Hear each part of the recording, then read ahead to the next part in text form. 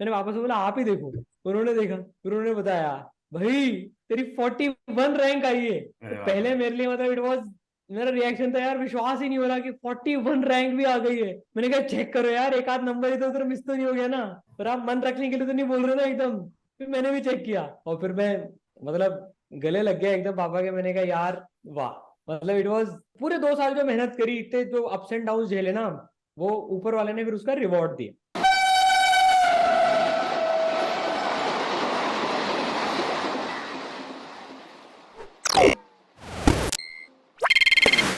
Podcast के बारे में बताता हूँ कि मैं और Parth we decided to document the stories of some unique people from Kota. हम्म।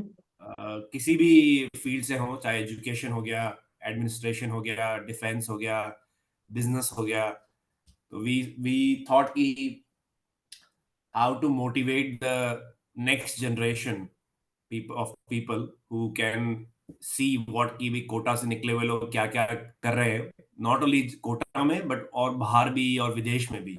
हम्म। तो हम लोगों ने ये इंटेंशन से पॉडकास्ट चालू किया। तो अभी हम लोग काफी लोगों का इंटरव्यू कर चुके हैं, okay. IAS, IPS, entrepreneurs, social workers, people from nature and conservation and forest. So एक छोटा सा इनिशिएटिव है टू बहुत ब्रिंग बढ़िया। Out stories of people from people like you, and that's about the podcast. So नहीं नहीं यार, बहुत अच्छा इनिशिएटिव है। एंड मतलब रियली अप्रिशिएट जो पार्थ और आप काम कर रहे हो यार कोटा के लिए। तभी कोटा को राइज मिलेगा और एक्चुअल स्टोरीज बच्चों तक पहुंचेगी ना, मतलब इंटरप्रेन्योर्स हो गए, बच्चे हो गए, तो एक अलग लेवल का मोटिवेशन होता है। हम लोगों को भी पहले ही मिल जाती तो शायद और पहले ऐसे काम कर चुके होते। Exactly exactly. और ऐसा है ना कि स्टोरीज काफी सारी है, अपने आसपास ही है। जब अपन अपन भी बच्चे थे या बड़े हो रहे थे, तो अपने आसपास ही काफी सारे ऐसे पर्सनालिटीज हैं जो अलग अलग क्षेत्र में काम कर रहे हैं या काम किया है। आई थिंक कोई ऐसा प्लेटफॉर्म या ऐसा कोई मीडियम नहीं है उनकी स्टोरीज पे लाइट प्रकाश डालने का। सो बिल्कुल ठीक है।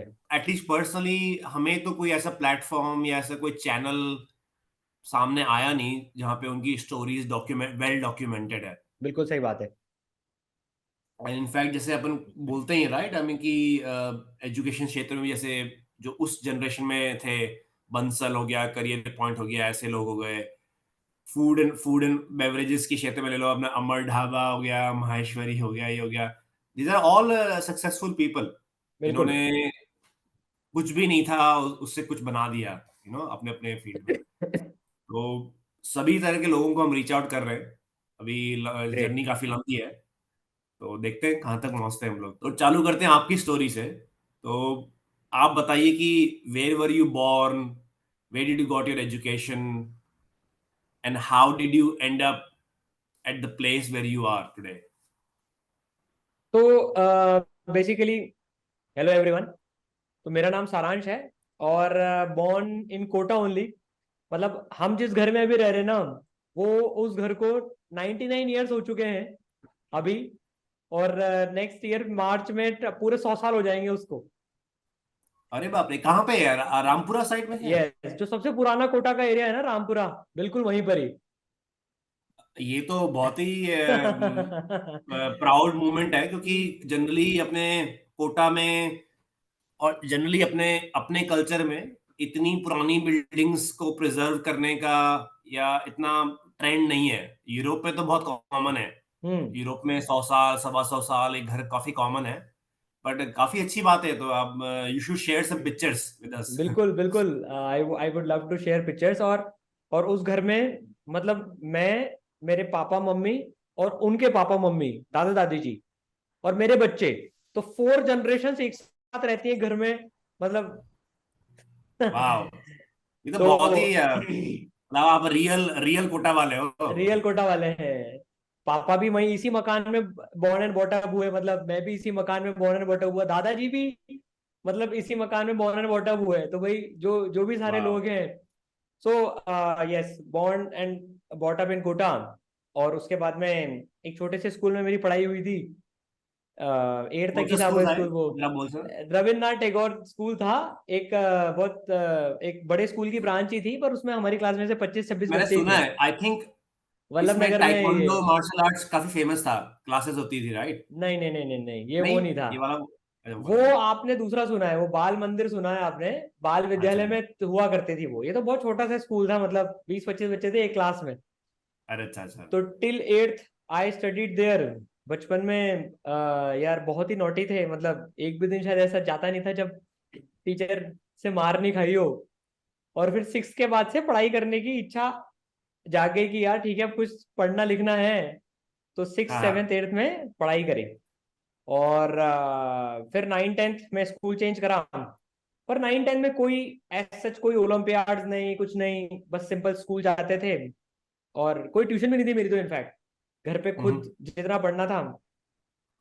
और उसके बाद में और पापा जो थे एनके गुप्ता सर, वो लेक्चरर हैं, मतलब लेक्चरर थे पहले एक इंजीनियरिंग कॉलेज में। और अच्छा। हाँ, जब हम लोग पढ़ते कौन थे से एक्चुअली, जो कोटा इंजीनियरिंग कॉलेज है वो वाला? कोटा इंजीनियरिंग कॉलेज में लेक्चरर थे वो पहले। अच्छा तो अच्छा। अवर फैमिली हिस्ट्री वो लाइक कि हमें बहुत ही मतलब जिसको कहते हैं ना लोअर मिडिल क्लास की फैमिली से उठते उठते आए। तो जब मैं पढ़ता था तो अवर फैमिली हैड परिवार के ऊपर थोड़ा सा कर्जा भी था। तो जब मेरी पढ़ाई चालू हुई, जब मेरे को 10 से 11th में जाना था, तो जेई की तैयारी करनी थी, और कोटा में सबसे बढ़िया बंसल क्लासेस ही था, है ना। तो व्हेन आई जब हमको एडमिशन लेना था बंसल क्लासेस में, तो my father use to deposit very very small amount. तो जब मैं 8th क्लास में था ना, तब से मेरा 50 रुपए से एक बैंक अकाउंट खुलवाया था कि यार 11th क्लास में, क्योंकि पैसे हुआ नहीं करते थे, परिवार के ऊपर कुछ लोन्स भी थे। And my father use to do 3 jobs a day. वो सुबह पहले कॉलेज में कुछ टाइम, कॉलेज तो छोड़ दिया था उन्होंने उस टाइम पर।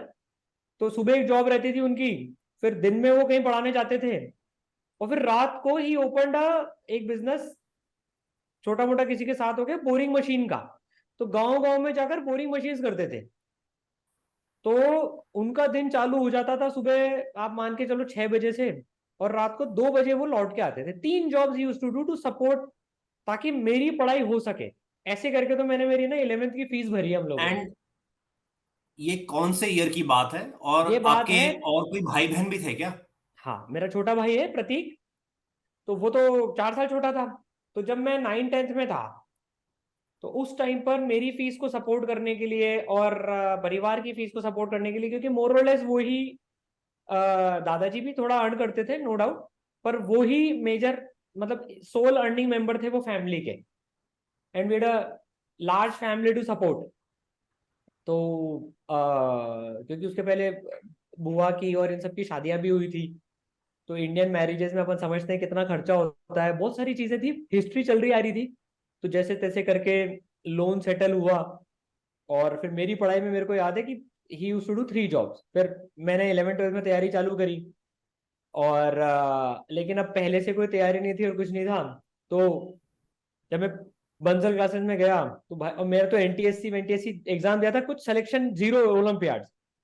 लेकिन जब मैं वहां पर गया, मैंने देखा यार यहाँ तो भाई साहब अलग ही लेवल के लोग हैं। एनटीएससी रैंक 1 था हमारी क्लास में, एनटीएससी रैंक 2 लड़की थी नेशनल लेवल पे, रैंक 5 था, रैंक 8 था, रैंक 9, 10 थे। मैंने कहा यार हम तो क्या लगते ही नहीं इनके सामने भाई साहब, कैसे, तो मतलब ये यही नहीं, ये तो पहले लेवल पे पहले दिन ही ऐसा हो गया, भैया कहाँ फंस गए ये।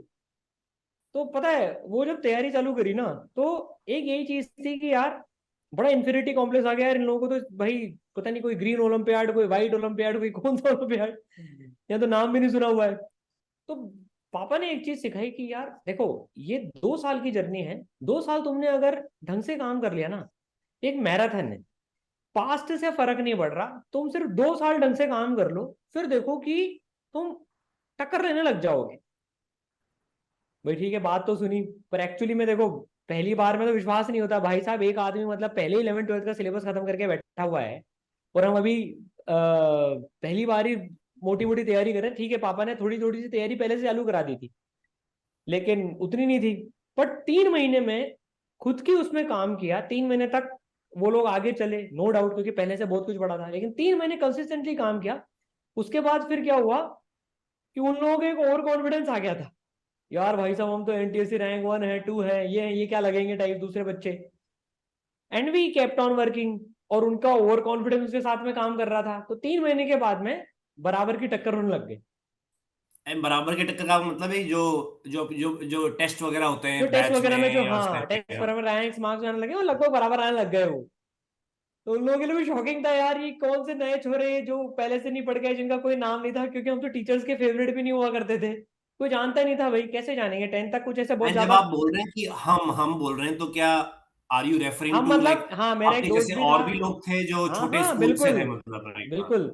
मेरा जो वहां पर दोस्त था, जो आज भी one of the best friends है, अर्पित माहेश्वरी, जो इसराइल में आज है, जिसकी all India rank 2 I finally, और मेरी 41 आई। तो हम दोनों मतलब सेम बैकग्राउंड से थे, वो भी एक छोटे से स्कूल से आया था, मैं भी एक छोटे से स्कूल से आया था, हम दोनों करते रहते थे यार, ठीक है कुछ करेंगे। So things went like this. तो पूरी तैयारी हुई, ये तो पूरी आईआईटी की ऐसी जर्नी थी, बहुत अप्स एंड डाउन है। 12th में तो क्या हुआ एक्चुअली में, 12th में आईआईटी ने एक बम फोड़ दिया।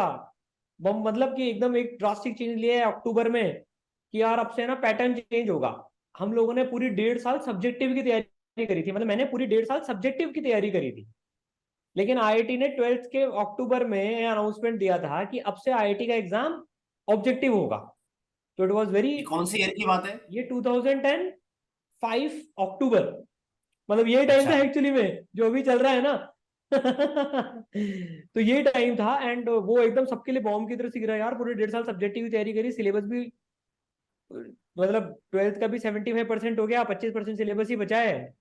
तो वो शॉकिंग था। और मेरे साथ पर्सनली एक और चीज क्या हुई, मेरे को उसी टाइम जॉन्डिस हो गया एक्चुअली।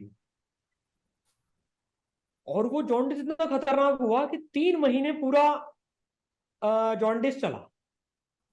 बाप रे। हाँ, और मेरी 3 महीने की क्लासेस मिस हो गई पूरी की पूरी। मतलब मेरा वजन ऐसा हो गया था 39 किलोग्राम। मतलब मेरे को अभी भी याद है वो, डॉक्टर ने बाप लिख रे। दिया था भैया रसगुल्ले खाने हैं सिर्फ, और बिना मिर्ची मसाले खाना खाना है, तो दलिया, उबला हुआ आलू। वीकनेस इतनी आ गई थी, 2 महीने तो पूरी क्लासेस बंद रही। एंड मैंने पूरा मेरा, मतलब जिसको कहते हैं ना, मनोबल टूट गया, कॉन्फिडेंस टूट गया यार, अब तो मैं क्या ही कर सकता हूँ, एक तो पैटर्न चेंज हो गया। अच्छा, उस साल तीसरी चीज हुई थी, that was the first year जब आईआईटी ने कंपलसरी करा था कि बोर्ड में भी इतनी परसेंटेज लाना जरूरी है। तो बोर्ड ने भी एक साथ बम फोड़ लिया कि भाई ठीक है, तुम बोर्ड में भी लाओ, तुम आईआईटी में भी लाओ ऑब्जेक्टिव में, और एक जॉन्डिस ने भी कह दिया बेटा तू जॉन्डिस भी पकड़। तो क्या हुआ कि सिलेबस छूटता जा रहा है, कुछ नहीं पढ़ पा रहा हूँ, क्योंकि जॉन्डिस में आप समझते हैं कितनी वीकनेस आ जाती।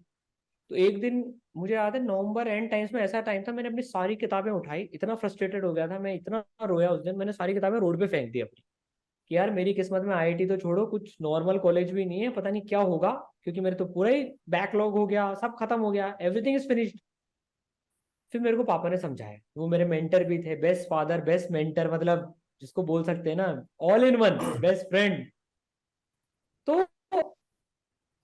उन्होंने कहा यार देख, मैच, एक लाइन उन्होंने बोली थी, मैच जब तक खत्म नहीं होता, जब तक मैच खत्म नहीं होता। मैंने कहा यार 2 महीने वेस्ट हो गए। उन्होंने कहा देख, फिर उन्होंने वही बोला कि मैच जब तक खत्म नहीं होता, जब तक मैच खत्म नहीं होता, आखिरी बॉल तक ट्राई करना है। मैंने कहा यार ठीक है। फिर मैंने जैसे तैसे पढ़ना चालू करा, पर बॉडी की वीकनेस थी, लेकिन जुनून था कि यार नहीं, कुछ करना ही है, अब कुछ करके दिखाना ही है, ठीक है बैठे बैठे पड़े रहकर भी रोने से भी क्या होगा, रो लो, रोना है तो रो लो, मन हल्का कर लो, लेकिन रोने से क्या होगा।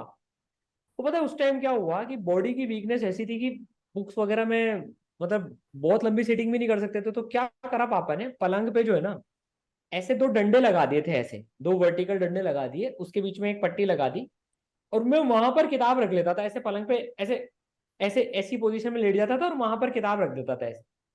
और इनफेक्ट है ना, मम्मी पास में बैठी रहती थी, और मम्मी ना पेज पलटती रहती थी, मैं आंखों से इशारे कर देता था ठीक है मम्मी पेज पलट दो।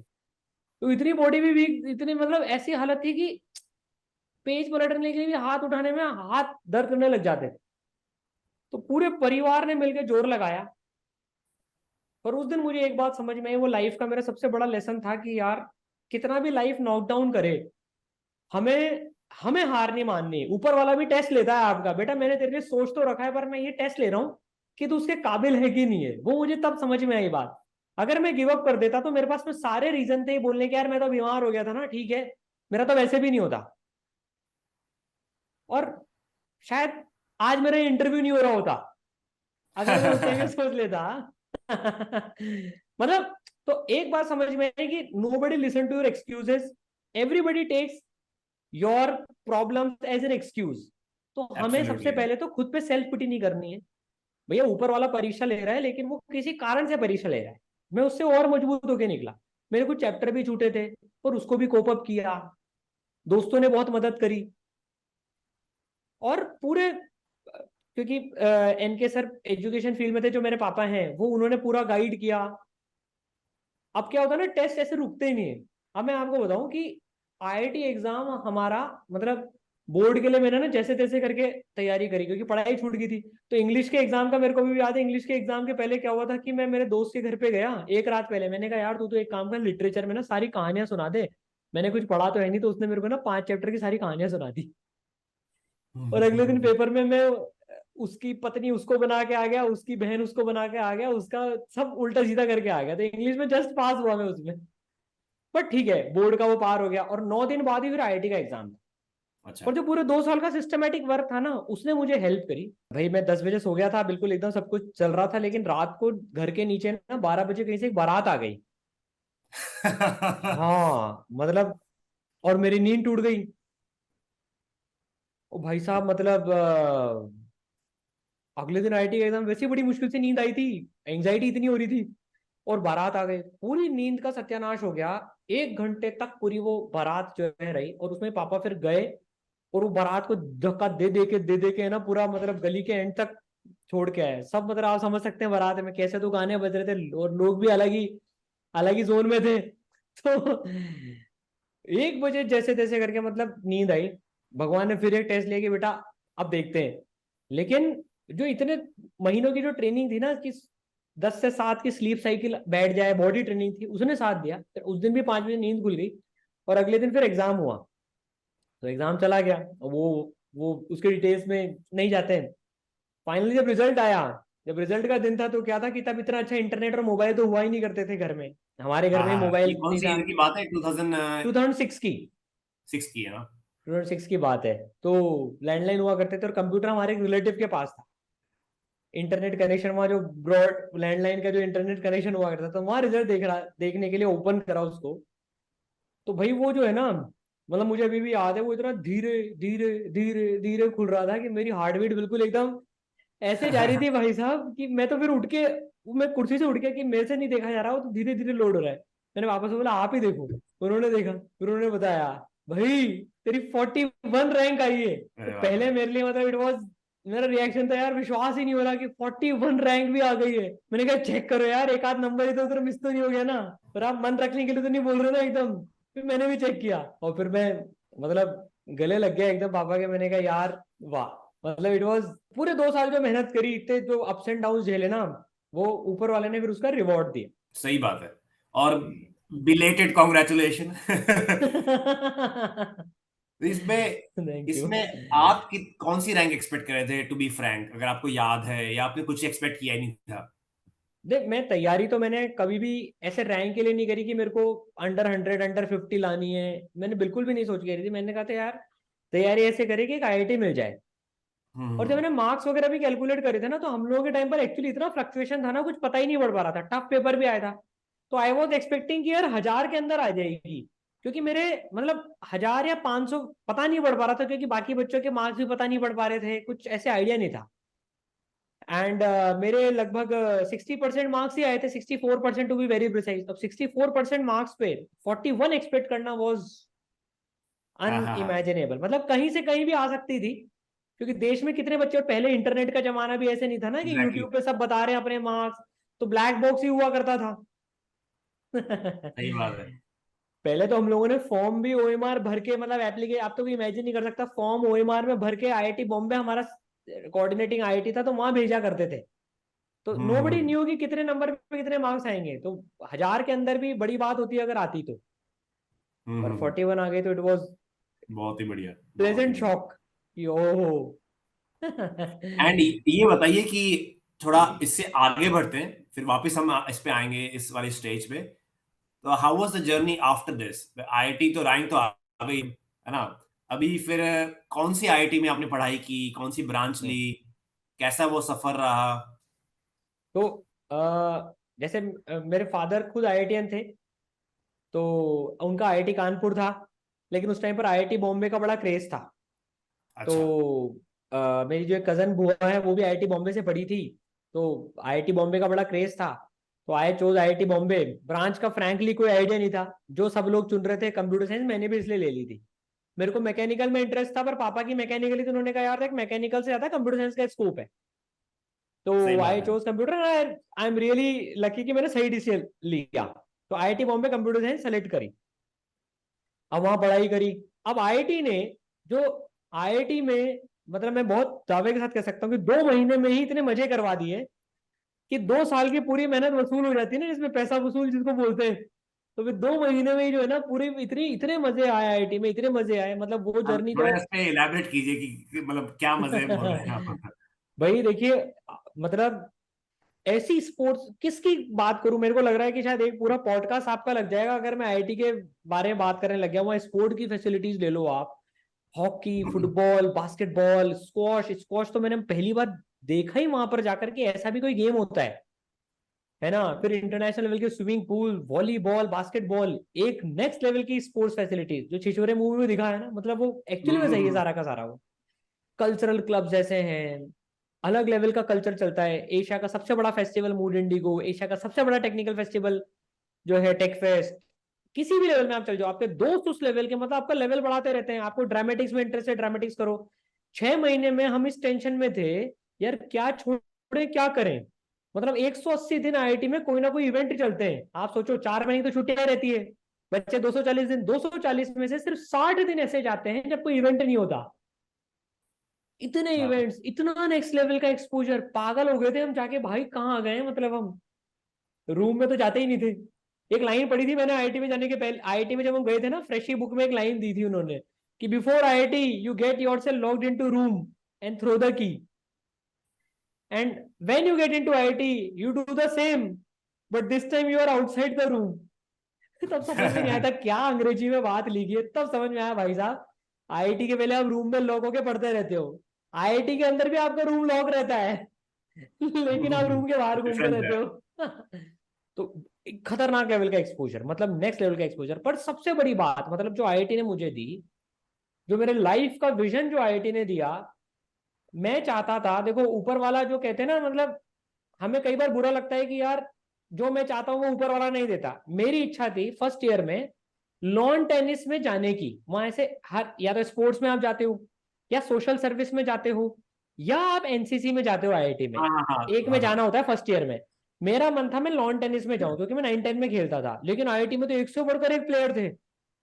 तो मेरे को तो वहां कोच ने, मैंने जैसे रैकेट होल्ड करा, उन्होंने कहा यार ये कौन देशी आदमी आ गया, इसको तो रैकेट ही ढंग से होल्ड करना नहीं आता। मैंने कहा सर गेम तो देख लो। उन्होंने कहा अबे 500 लोगों की लाइन लगी हुई, तेरा गेम देखूंगा तो कैसे करूंगा, जिसमें से 30 तो स्टेट लेवल के प्लेयर हैं, तू कहाँ आ रहा है मतलब। मैंने कहा यार, मतलब उस दिन जो बेइज्जती हुई ना, मेरा मन बिल्कुल टूट गया उस दिन। मैंने कहा यार ये कैसी गलत बात है यार, मतलब मौका ही नहीं मिला। क्योंकि तब यार भाई पूरे इंडिया भर से बच्चे आए थे, और सिर्फ 30 ही बच्चे लेते थे एनएसओ में, लॉन टेनिस में, तो पत्ता कट गया। मेरे को जबरदस्ती लेना पड़ा सोशल सर्विस, अच्छा। जबरदस्ती, मतलब वो ओके। मेरी चॉइस नहीं थी। लेकिन मैंने उस दिन वो सोचा यार, नहीं मिला यार, मेरा मन बहुत दुखी हुआ था उस दिन। लेकिन मैं ऊपर वाले को आज तक उसके लिए धन्यवाद देता हूँ। सोशल सर्विस में क्या हुआ, अब हमारे आईआईटी के पास में है ना एक स्लम एरिया हुआ करता था, फूले नगर करके, अभी भी है वो। ओके। तो हम, तो जब मैं फर्स्ट ईयर में था ना, तो क्या था कि वो ग्रुप फॉर रूरल एक्टिविटीज पहले से चलता था, तो वहां पर हम लोग को जाकर बच्चों को पढ़ाना पड़ता, पढ़ाने का एक काम होता था। मैं जब फर्स्ट टाइम वहां पर गया ना, मेरी दुनिया बदल गई उस दिन। मैंने फर्स्ट टाइम अपनी लाइफ में स्लम्स में स्लम एरिया देखा। यार कैसे लोग रहते हैं, एक कमरे में अपनी जिंदगी कैसे बिताते हैं, किस स्तर की लाइफ स्टाइल है। एजुकेशन तो बहुत दूर की बात है, बहुत ही दूर, लास्ट लेवल पे आती है एजुकेशन तो वहां पर। मतलब जब मैं वो 2 घंटे पहली बार वहां स्पेंड करके आया ना, मेरे को हम्म। याद है मैं उस रात को सो नहीं पाया। मैंने पापा को फोन करा, पापा मतलब ऐसी दुनिया भी एग्जिस्ट करती है, क्योंकि मैंने देखी नहीं थी, मैं तो ओपनली बोलता हूँ, सही मतलब बात। बाहर से देखते ठीक है कि, लेकिन उनके साथ वहां पर बैठ कर उस दिन मैंने को एक बात का, जिसको कहते हैं ना, बीज मन में डल गया मेरे को, यार कुछ करना है, इस वर्ग के लिए भी कुछ करना है, ऊपर वाले ने अपने को आईआईटी तक भेजा है, ऐसे लोगों के लिए भी कुछ काम करना है जिंदगी में। क्या करना है, कैसे करना है, कोई आइडिया नहीं था, पर कुछ करना है। और आपके दिल में वो स्पार्क आ गया उस टाइम पे। वो दिन था, मतलब वो देखकर मैं लिटरली, मेरे को रात को, जिसको कहते हैं ना, दैट दैट प्लेस हॉन्टेड मी, मतलब इट वाज वेरी, उसी रूम में किचन, किचन तो अंग्रेजी वर्ड हो गया, मतलब एक बक्से पर ही वो चूल्हा रखते हैं, वहीं पर ही वो खाना बनाते थे, उनके बच्चों का पढ़ने का रूम भी वही, और उसके पास में उनके सोने का रूम भी वही, मतलब इट वाज, एजुकेशन तो बहुत दूर की बात है, जैसे तैसे करके बच्चों को स्कूल भेजते थे, उन बच्चों का भविष्य शायद किसी को कोई चिंता नहीं थी, मतलब। तो that was an eye opener for me. फिर क्या हुआ, हम हर सैटरडे संडे उनको पढ़ाने जाने लग गए। तो फिर है ना, दोस्त भी मजाक उड़ाते थे मेरा, तो कुछ ऐसे ही, मतलब जो है ना, अबे ये देखो यार, क्या आईआईटी में आकर भी ये क्या काम कर रहा है यार, ये वहां जाता है 2 घंटे सैटरडे संडे को, उनको पढ़ा के आता है, क्या टाइम पास कर रहे मतलब हो? ऐसे थोड़ा नहीं, कोई उसको समाज, इंफीरियर माना जाता है, मतलब ऐसा। इन फिर मतलब मजे लेते हैं ना, अरे आईआईटी में तो भाई लोग ऐसे ऐसे, कोई खेल रहा है, कोई कर रहा है, और तू ये क्या कर रहा है, ये मतलब अबे ज्यादा बड़ा आया समाज सेवक, मतलब ऐसे करके करते ना, तो कई लोग तो क्या बड़े टॉन्ट करते थे, लेकिन वो चीज छोड़ी नहीं, क्योंकि पूरा ग्रुप था। मेरे को धीरे धीरे रियलाइज हुआ, वहां मैंने 1 साल तो, फर्स्ट ईयर तो कंपलसरी होता है पढ़ा, अच्छा। पढ़ाया वो है ना, अच्छा। उस फर्स्ट ईयर ही कंपलसरी, मतलब एनएसएस में कंपलसन होता है उस प्रोग्राम के पार्ट के थ्रू, लेकिन मन में 1 साल में ऐसा स्पार्क हो गया था कि नॉन कंपलसरी होने के बावजूद भी मैंने पूरे 4 साल, मतलब अगले 3 साल भी उन बच्चों को पढ़ाया। और वो सेम बच्चे थे, सेम बैच चल रहा था कि बच्चे नहीं नहीं चेंज नहीं नहीं होते रहते नहीं, हैं? बच्चे चेंज होते थे, तो उसमें क्या होता था, वो अलग उसकी कहानी है, तो हम लोग वहां जाके पढ़ाते थे। अब उनके स्कूल्स में कुछ पढ़ाई नहीं होती थी, वो सरकारी स्कूल में जाते थे। अब मैंने उनको, उनसे बात करने के लिए ना, मराठी भी सीखी थोड़ी, क्योंकि उनको हिंदी उतनी अच्छे से आती नहीं थी, मतलब आती थी, अच्छा। मतलब अच्छा। 90% चीजें आती थी, लेकिन माँ बाप जो थे ना, बच्चों को आती थी, लेकिन माँ बाप से कम्युनिकेट करने के लिए, माँ बाप को अपना बनाने के लिए, कि उनको लगे यार हमारे बीच में से कोई एक है, तो थोड़ी मराठी सीखी, कि यार माँ बाप से कम्युनिकेशन बैठे, क्योंकि उनको लगता था यार ये हमारे बच्चों पे इतनी मेहनत क्यों कर रहे हैं फालतू में, यार बाद में पैसे आपको मांगेंगे लगता है कि ये, कुछ कुछ इंटेंशन है क्या, कुछ कुछ मतलब कुछ इंटेंशन है क्या, चाहते हैं? हमारे बच्चों को कहीं ले तो नहीं जाएंगे ये, मतलब उनका ऐसा भी था माँ बाप, कि यार तुम हमारे बच्चों को कहीं ले तो नहीं जाओगे। हमने कहा आप चिंता क्यों करते हो, फिर हमने जब उनको पूरा साल भर पढ़ाया, मैं आपको बताता हूँ, फर्स्ट ईयर की बात है, उन बच्चों का रिजल्ट था 50% पास, मतलब 50% बच्चे पास हुआ करते थे, लेकिन पूरे 1 साल भर हमने पढ़ाया था ना, 85% बच्चा पास हुआ। बाप रे। और मुझे याद है, कुछ माताएं जो है, वो जो उन बच्चों का रिजल्ट आया ना, वो हमारे पैर छूने लग गई, मतलब अरे सर आपकी वजह से मेरा बच्चे का ऐसा हो गया। मैंने कहा यार आप क्या कर रहे हो, आप तो उम्र में हमसे बड़े हो। उन्होंने हमारे लिए, मतलब जो घर में वो जो भी मिठाई और वो बनाते ना, वो बनाई उस दिन जब उनका रिजल्ट आया, कि सर आप लोगों के चक्कर में, that day was feeling like top of the world, की यार जब 10 बच्चों का भविष्य बनाकर ही जिंदगी में इतना प्यार मिल सकता है, तो सोच के देखो, अगर इस लेवल को एक अलग लेवल पे करा जाए। लेकिन क्या है, बहुत वेरी फ्रैंकली, तब वो आग धीरे धीरे जल रही थी, क्योंकि आईआईटीज में ना बहुत सारी चीजें होती है, आप मस्ती कर रहे हो, डिस्ट्रैक्शन, स्पोर्ट्स हाँ, कर रहे हो, और डिस्ट्रैक्शन और बहुत सारे डिस्ट्रैक्शन, मतलब ऑप्शन। लाइफ यार 2 साल पढ़ के आए, लेकिन वहां पर जाने के बाद में एकदम इतनी सारी चीजें मिल रही ना, तो लेकिन वो फ्लेम जलता रहा। तो हमने फिर क्या करा, हमने फिर वहां जाने के बदले, क्योंकि वहां पढ़ने का और वो, और वहां पर है ना बहुत सारे ऐसे एंटी सोशल एलिमेंट्स भी होते हैं, मतलब मैंने पूरे 4 साल पढ़ाया है, तो कुछ लोगों को अच्छा करने जाते हैं ना, तो उनको उनको लगता है यार ये अच्छा क्यों कर रहे हैं, तो वो फालतू में, लेना देना नहीं है कुछ भी, लेकिन फालतू में नॉनसेंस क्रिएट करते हैं। तो हम अच्छा। फिर हमने एक्चुअली में आईआईटी से परमिशन ली, कि हम इन बच्चों को आईआईटी के कैंपस में ले आए क्या। तो 2 घंटे के लिए एक छोटा सा ग्राउंड था, एनसीसी का ग्राउंड था, वहां हम लोगों ने 2 घंटे की परमिशन ली आईआईटी से, कि 2 घंटों को हम बच्चों को लेके आएंगे, पढ़ाएंगे और वापस भेजेंगे। तो उसमें हम कैसे पढ़ाया करते थे, मल्टी ग्रेड पढ़ाते थे हम लोग, क्योंकि टीचर्स तो बहुत कम थे, और जब पहले साल रिजल्ट आ गया, तो सारे माँ बाप बोलते हैं हमारे बच्चों को पढ़ा लो, हमारे बच्चे को पढ़ा लो। तो अब क्या है, 5th 6th 7th 8th 9th 10th 11th 12th यहाँ तक के बच्चे आने लग गए।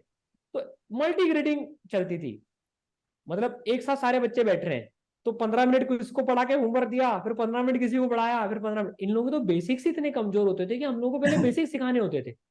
तो पूरे 4 साल इन बच्चों को जब पढ़ाया ना, और रिजल्ट इंप्रूव होता रहा, इंप्रूव होता रहा, इंप्रूव होता रहा, फिर बात भी फैलने लग गई, यार पड़ोस के कॉलेज से ना, और वो लोग है ना आईआईटी नहीं बोलते थे, वो आईटीआई बोलते थे, यार आईटीआई से कोई आते हैं, हमारे बच्चों को पढ़ाते हैं और बढ़िया रिजल्ट आते हैं। 4 साल तक मैंने काम किया। एक बात पक्की हो गई थी कि मेरे को लाइफ में एजुकेशन में ही कुछ करना है। ये आईआईटी बॉम्बे की मेरे जीवन में, पर्सनल जीवन में सबसे बड़ी देन है। उसने मेरे को मेरी लाइफ का विजन दे दिया, यार एजुकेशन की फील्ड में ही कुछ करना है। रास्ता क्लियर नहीं था 2010 में जब मैं पास आउट हुआ कि कैसे करना है, कोई आइडिया नहीं था कि how would I do that. बात पक्की थी कि लाइफ लॉन्ग मेरे को यही काम करना है। लेकिन फिर मैंने और चीजें एक्सप्लोर करने के लिए, टेक में भी बड़ा मजा आता था, टेक सीखने के लिए आई ज्वाइन टेक कंपनीज। फिर मैंने अच्छा, तो आपने गूगल 2010 में प्लेसमेंट लिया, मतलब जो प्लेसमेंट लिया नौकरी, मैंने, हाँ हाँ कहाँ हाँ। पे आपने लिया? मैंने लिया था ओरेकल में। अच्छा। हाँ, फिर बेसिकली मैंने 3 कंपनीज में, टेक कंपनीज में काम किया, गूगल में काम किया, ओरेकल में काम किया। फिर एमबीए का भूत चढ़ गया था सबको देखकर, एमबीए करेंगे भाई साहब। फिर मैंने गोल्डमैन सैक में काम किया, फाइनेंशियल जो कंपनी है गोल्डमैन सैक। हाँ हाँ, गोल्डमैन सैक्स है। मैं न्यूयॉर्क भी रहा था काफी टाइम, और फिर जर्मनी भी रहा था काफी टाइम। लेकिन अंदर से जो वो कीड़ा था ना, अब वो वापस जागने लग गया था, यार मैं क्या कर रहा हूँ। बढ़िया पैसे मिल रहे थे, बहुत अच्छे पैसे की जॉब थी, मतलब आप समझ सकते हैं डॉलर को कन्वर्ट करें यूएस में पैसे में, रुपए में, तो बहुत सैलरी हो जाती है। इंडिया में बढ़िया सैलरी मिलती थी, one of the top salaries थी। लेकिन मन में वो कीड़ा जो था ना, जो 3 साल पहले लगा था कि यार नहीं एजुकेशन में कुछ करना है, तो आई टुक द डिसीजन कि यार मैं कोटा जाऊंगा, मेरा घर कोटा में ही था, और वहां जाके देखता हूँ। वो कोटा एजुकेशन नगरी आज भी है, तब भी थी। तो मैं कोटा आ गया, मैंने कहा मैं ये पढ़ाऊंगा। कौन से साल की बात है? 2013 में मैंने सब छोड़ दिया, गोल्डमैन अच्छा, सैक आपने वॉज सब माई छोड़ लास्ट दिया? कंपनी, मैंने अच्छा। सब छोड़ दिया था।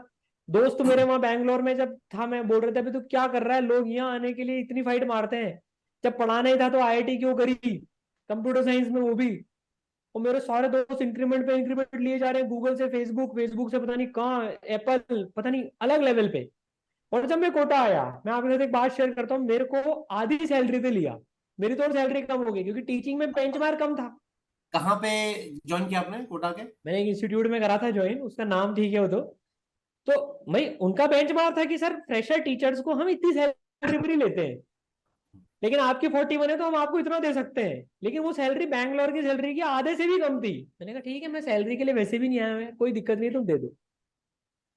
और मजे की बात मैं आपको बताता हूँ, मेरे पापा उस इंस्टीट्यूट के वाइस प्रेसिडेंट थे, और उन्होंने वो सैलरी रखी थी, तो कुछ कह भी नहीं सकते थे। बट टीचिंग में जब मैंने वहां पर, फिर मैंने वहां 4 साल पढ़ाया, ऑफलाइन इंस्टीट्यूट में मैंने 4 साल पढ़ाया। बहुत मजा आया पढ़ाने में, फिजिक्स मतलब मेरी जिंदगी बन गई। तो आप सब छोड़ के कोटा आ गए, मतलब लाइक मैंने सब जस्ट छोड़ टू द दिया, डिसीजन? सब अच्छा। मैंने छोड़ दिया, बैंगलोर यूएस वगैरह सब छोड़ दिया। It was very difficult decision, peer pressure के कारण से। सब दोस्त मैसेज कर रहे हैं, अबे सारांश तू चला गया यार। और मैंने ना ज्यादा लोगों को बताया नहीं था, क्योंकि बताया था तो जाने देते ही नहीं। अबे, और मैं आपको एक चीज बताऊं, इन 3 साल में मेरा फ्लेम कैसे, एजुकेशन में काम करने का फ्लेम कैसे जीवित रहा। मैंने 3 साल, मैं बैंगलोर में था 3 साल, यूएस जाता था, जर्मनी वगैरह वो सब ठीक है, लेकिन मेजरली बैंगलोर में था। तो मैंने वहां पर भी सैटरडे संडे छुट्टी रहती थी, तो वहां पर भी मैंने सरकारी स्कूल में जाकर बच्चों को पढ़ाया। मैं एनजीओ से जुड़ गया था वहां पर, and I used to teach there. फिर मैंने वो कन्नड़ सीखी, बड़ा क्या बात है। इंटरेस्टिंग एक्सपीरियंस था। And I used to learn कैसे कि यार टाइम नहीं मिल पाता था, तो हम जब कैब्स में आते थे, जैसे ऑफ कंपनी से घर पे गाड़ी में आते हैं, तो what I used to do कि मैं कन्नड़ लोग चुनता था कि यार मैं आज इनके साथ कैब में जाऊंगा। बैंगलोर में ट्रैफिक बहुत था, 1.5 घंटा लगता था, तो 1.5 घंटा से मेरा एक काम रहता था, मैं उनको पकड़ लेता था, आज आप मेरे को कन्नड़ सिखाओ। पूरा 1.5 घंटा उनके साथ में कन्नड़ सीखता था। मैंने किताब खरीद ली थी, लर्न कन्नड़ इन 30 डेज, वो पूरी। और ऐसी वो किताब है कोई? लर्न है, कन्नड़ लेकिन में? वो 30 डेज में होती नहीं है, वो पूरे 1 साल लगा कन्नड़ सीखने में। और 30-40% मुझे कन्नड़ आ गई, क्योंकि जब मैं क्या कन्नड़ बात। स्कूल्स में पढ़ाने जाता था ना, तो वहाँ बच्चों को हिंदी वहां तो बिल्कुल ही नहीं आती, और इंग्लिश उनकी इतनी स्ट्रांग होती नहीं है, क्योंकि उनका मीडियम कन्नड़ होता है। तो मैंने कन्नड़ सीखी ताकि मैं उन बच्चों को, मैं जैसे साइंस पढ़ाने जाता था तो मैं उनको साइंस कैसे पढ़ाऊं, तो मैंने पहले कन्नड़ सीखी। तो पहली लाइन मैंने ये सीखी सबसे पहले, कन्नड़ गोतिल्ला, कि भैया मुझे कन्नड़ नहीं आती है, मैं थोड़ी थोड़ी कन्नड़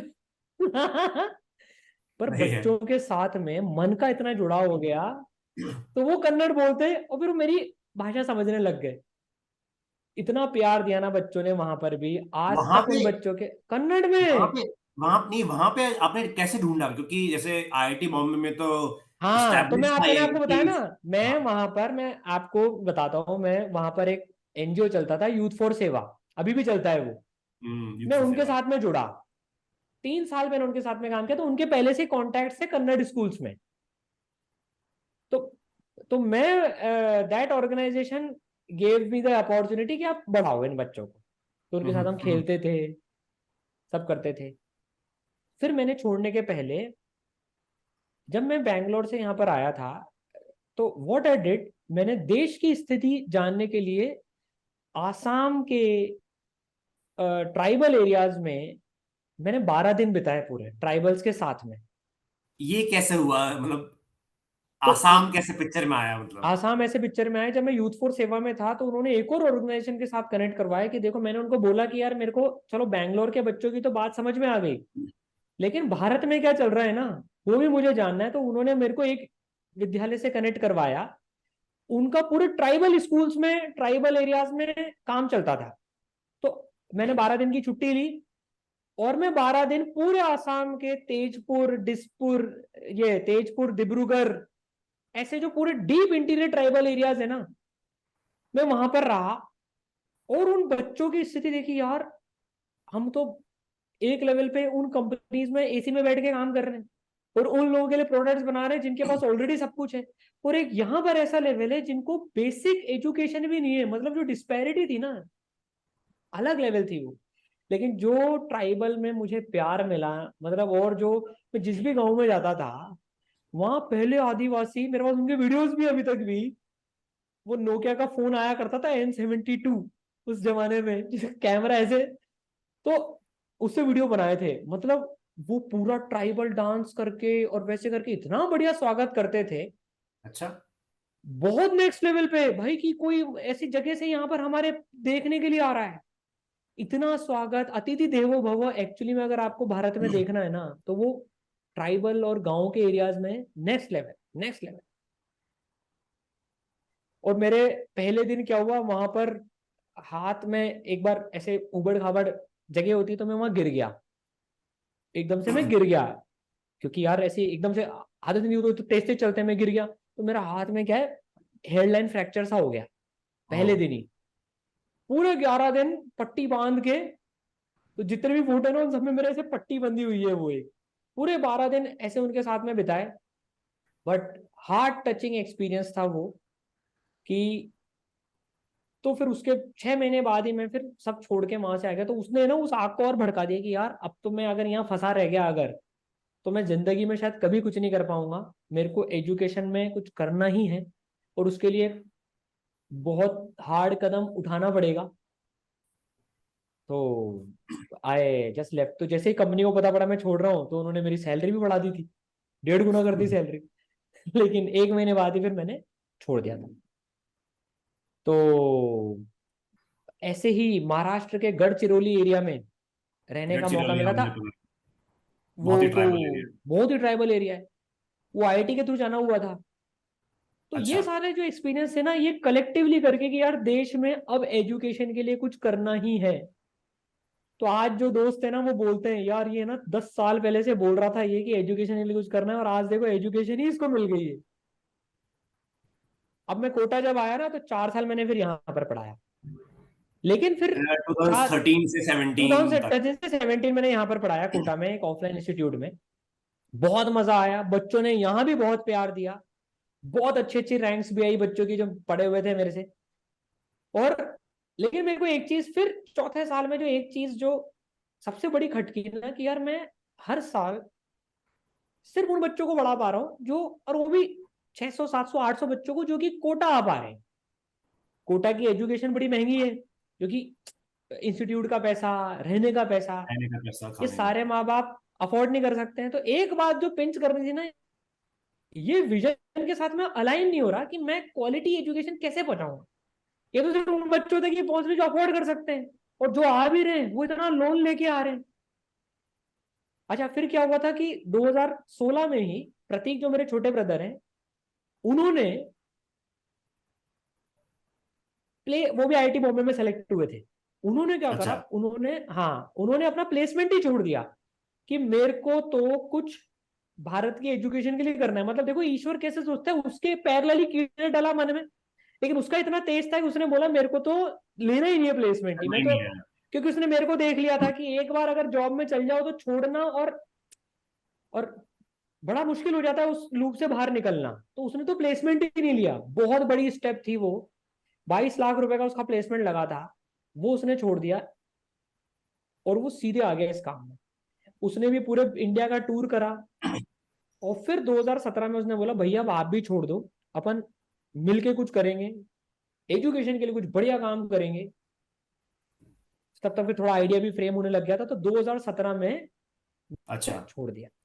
फिर कोटा में रिश्तेदारों ने सबने भाई साहब जो बोलना चालू करा, क्योंकि वो इंस्टीट्यूट कोटा का सबसे बड़ा इंस्टीट्यूट था, और उसकी नौकरी करना ही कोटा में मतलब सबसे बड़ी बात थी कि भाई साहब यहाँ नौकरी लग गई तो मतलब सेट कोटा है। में तो भाई साहब सेट है, लाइफ सेट है। उन्होंने कहा पागल हो गया क्या तू, इतनी बढ़िया नौकरी, इतनी बढ़िया बच्चों की फैन फॉलोइंग है। मेरी दो दो दूसरी क्लास में मतलब बाहर खिड़की के बाहर बच्चे बैठते थे।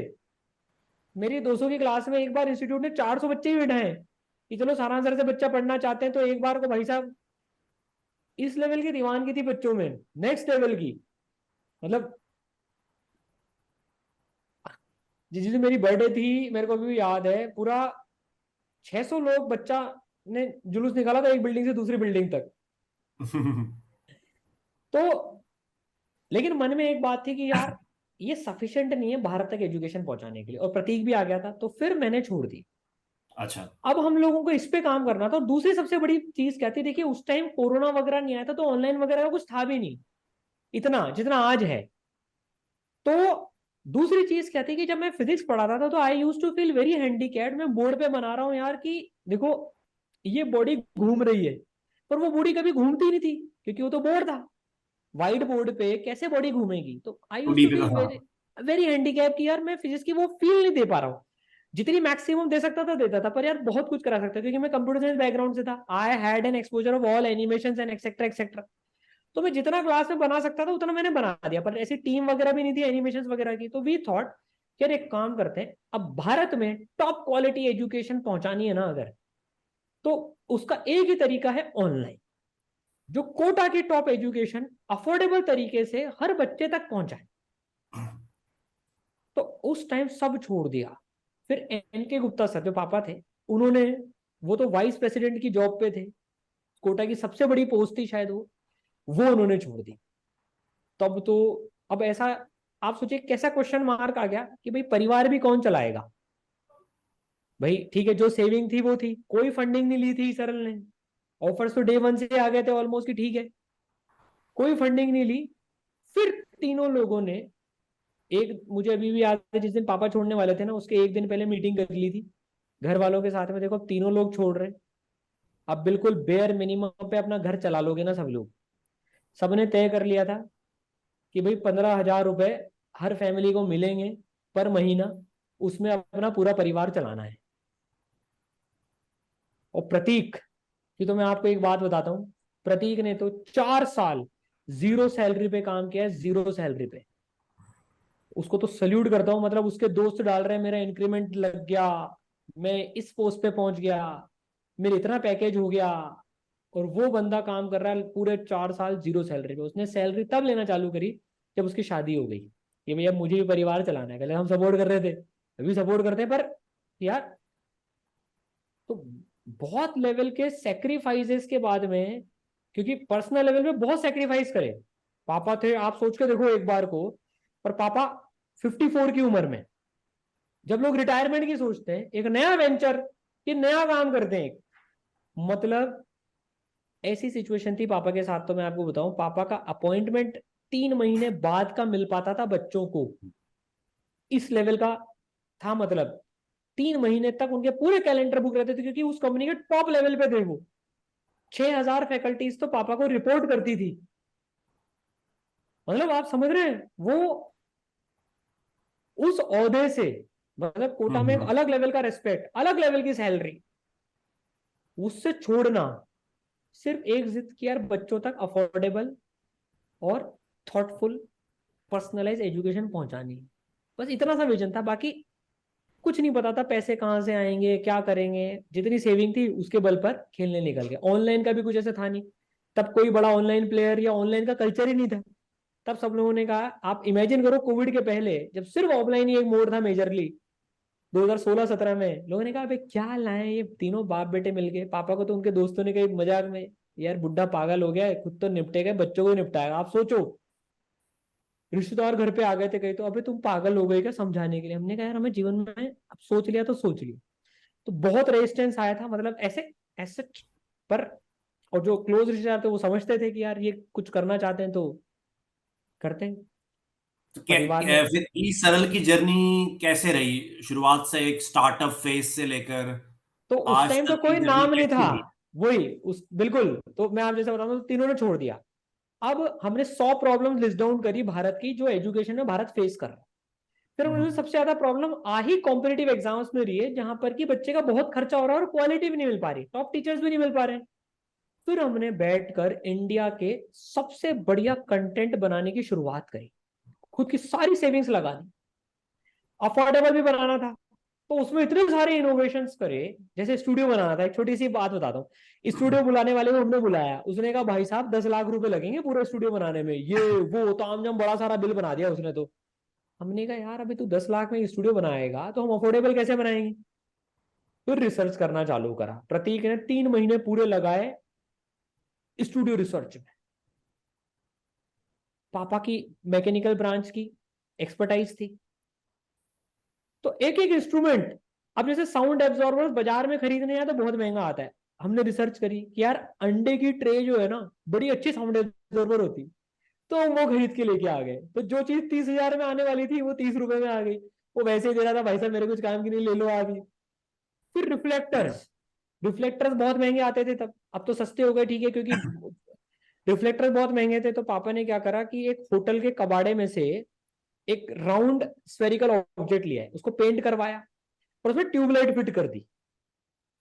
तो जो 20,000 का काम था वो 2,000 रुपए में हो गया। तो ऐसे ये करके स्टूडियो बनाया कहाँ पे, घर पे ही कि? फिर घर पे ही अच्छा। भाई, ऑफिस के रेंट और वो लगाने के लिए इतने पैसे तो नहीं थे कि ऑफिस का रेंट वगैरह सब कुछ, सारा काम घर पे होता था।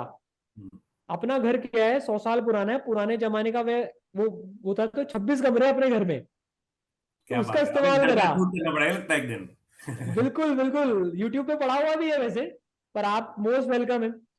तो अब क्या हुआ कि ऐसे करके स्टूडियो, तो 10 लाख का स्टूडियो 1.5 लाख रुपए में बन गया। क्या बात है, क्या बात ऐसे करके एक एक चीज की बचत करी, तब जाके अफोर्डेबल एजुकेशन आई, है। है ना। बिल्कुल जीरो सैलरीज पे काम किया तो बहुत। उस टाइम पे कोर आइडिया क्या था, आप लोग क्या बनाना चाह रहे थे उस और टाइम पे? आइडिया ये था कि बच्चे को, इंडिया के हर बच्चे तक अफोर्डेबल, जो अफोर्ड कर पाए और बिना कोटा आए भी अपने घर पे रहकर कोटा की जो क्वालिटी है वो उसको मिल जाए, सिंपल सा रूल था। अच्छा, अच्छा। और उसको देखिए मूवीज वगैरह का लेवल तो बहुत हाई हो ही गया था, तो यार उसको पढ़ाई में वो लेवल क्यों नहीं मिले। जब एनिमेशन से आप सोचो मार्वल्स की, मतलब एंड गेम बन रही है, ये सारी मूवीज बन रही है, मतलब ये एवेंजर्स बन रही है, तो यार पढ़ाई में क्यों नहीं। तो ये तो थॉट थी कि कुछ एक पढ़ाई में भी। छोटा इसका जो का पहला स्टेप था कि भाई इस सब्जेक्ट का, ये टॉपिक का कंटेंट बनाना है, उसको थोड़ा उसको एलैबोरेट कीजिए, क्या जैसे क्या था बताता आपका हूँ, बिल्कुल concept? सही बात है। जैसे हम, मेरे को क्या है, जैसे अब मैं यहाँ पर, अब जैसे ना एक एक कॉन्सेप्ट होता है 12th क्लास में, जैसे अर्थ की मैग्नेटिक फील्ड का एक कॉन्सेप्ट होता है, वो किसी बच्चे को समझ में नहीं आता, क्योंकि उसमें विजुलाइज नहीं होता कि अर्थ के ऊपर जाते हैं तो की मैग्नेटिक फील्ड इक्वेटर से पोल पे जाने में कैसे बदलती है। अब उसके लिए मैंने पूरे 1 हफ्ते का टाइम लगाया उस एक छोटे से कॉन्सेप्ट को सोचने में, उसकी पूरी स्क्रिप्टिंग सोची यार इसको कैसे बता सकते हैं। फिर आइडिया आया, यार मैं ही अर्थ के ऊपर चढ़ जाता हूं, मैं आपको वीडियो भी शेयर करूंगा, और उससे मैग्नेटिक कंपास मैं पकड़ लेता हूं और मैं अर्थ पे चढ़ता जाऊंगा, और मैग्नेटिक कंपास, तो मैंने वो दशहरा मेले में जो बड़ा सा त्रिशूल आता है ना, वो अपने कोटा में दशहरा मेला होता है, तो मैंने उससे मैग्नेटिक कंपास, वहां से मैं त्रिशूल टाइप वैसे लेके आया था, उससे फिर मैग्नेटिक कंपास बना लिया बड़ा सारा वो। और अब एनिमेशन से ऐसे करा कि मैं खुद एक गोले पे चढ़ गया और उस पर चला, और बच्चे को बता देते कि मैग्नेटिक कंपास कैसे होता है। तो जो लेक्चर को मुझे पढ़ाने में पौन घंटा लगता था, वो 10 मिनट में बच्चों को विजुलाइज हो गया एक बार में, भाई साहब मैग्नेटिक कंपास ऐसा होता है। फिर हमने खूब सारे एनिमेशंस बनवाए। और ये कैसे एनिमेशन, बनवाते थे आप, जैसे तो पहले रिकॉर्डिंग तो करनी है टूल, या फिर? हाँ तो सारा चीज है ना ग्रीन पे शूट होता था। देखो ये अज्यूम करो अर्थ घूम रही है, तो फिर पीछे एनिमेशन से सीख कर, तो मैंने खुद ने एनिमेशन सीखे हैं, पूरा एक एनिमेशन का कोर्स करा पावर पॉइंट में अच्छे अच्छे टूल्स के साथ में। और मैंने प्रतीक सर, एनके गुप्ता सर ने, हम लोग ही हमारे वीडियोस एडिट करते थे ताकि उसमें पूरी फील आए। तो 1,000 घंटे की एडिटिंग हम तीनों ने करी है। तो हम खुद बनाते थे, स्क्रिप्ट लिखते थे, शूट करते थे, फिर कुछ एनिमेशन की टीम हायर करी, कुछ कुछ, और फिर उनके साथ बैठ के एडिट करते थे। तो मेरे को तो क्या होता था कि एनिमेट जो करता था ना बंदा, उसको मैं बैठ के पहले फिजिक्स पढ़ाता था, क्योंकि उसमें फील तो आए। मैं उसे कहता था यार एक ऑब्जेक्ट को ना ऐसे मूव करा। अब उसके लिए तो सिंपल मूव कर देता था, मैं कहता था भाई एक्सिलरेट कर रहा है, अरे सर ये क्या होता है, तो मैंने उसको पढ़ाया। देखिए एक्सिलरेशन मतलब पता है क्या होता है, पहले धीरे चलेगा फिर तेज चलेगा, एक एक छोटे छोटे पॉइंट पे। तो पूरे 4 साल लगे of my life to make just 250 hours videos. 250 घंटे की वीडियो बनाने में मेरी जिंदगी के पूरे 4 साल लग गए। तो एक सेकेंड, 2017 में आप लोगों ने सबने छोड़ दिया है ना, फिर आपने स्टूडियो स्टैब्लिश किया, फिर आपने एक प्लान बनाया कि भाई कंटेंट बनाना किस पे है, राइट, और किस टारगेट ऑडियंस के लिए बनेगा वो। गो टू, वो बोलते हैं ना गो टू मार्केट, मतलब पहला कस्टमर कैसे लाए आप, क्योंकि वो पार्ट के 4 साल बाद आया कि नहीं नहीं, कैसे देखिए अपने देखिए स्टूडेंट्स? हम ईसरल में एक तो हमारा रूल है, हम कभी भी कस्टमर नहीं बोलते, क्योंकि ये बच्चा है।